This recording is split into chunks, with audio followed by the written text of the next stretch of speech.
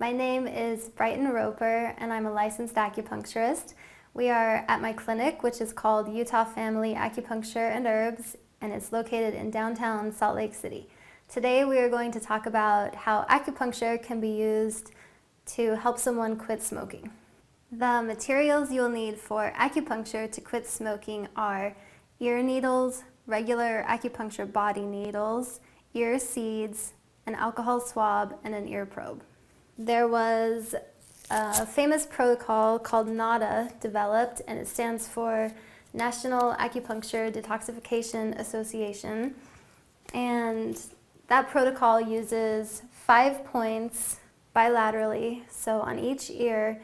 And those 5 points were actually chosen to help people get off of drugs such as heroin, but it's been so effective it's now used to treat other addictions such as addiction to nicotine.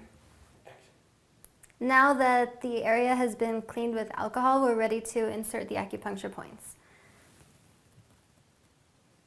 The first point is actually called sympathetic, and it helps to regulate the autonomic nervous system, which helps keep people calm when they're trying to stop the addiction to any substance.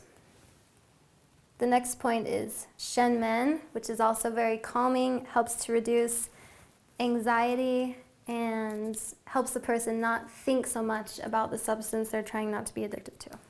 And the next point to be inserted is kidney, and the kidneys in our body help to excrete substances and just get them out of our bloodstream. The next point is liver, and the liver helps metabolize different substances in our body. And it can also help with hepatitis and cirrhosis or other conditions that might be affecting the liver.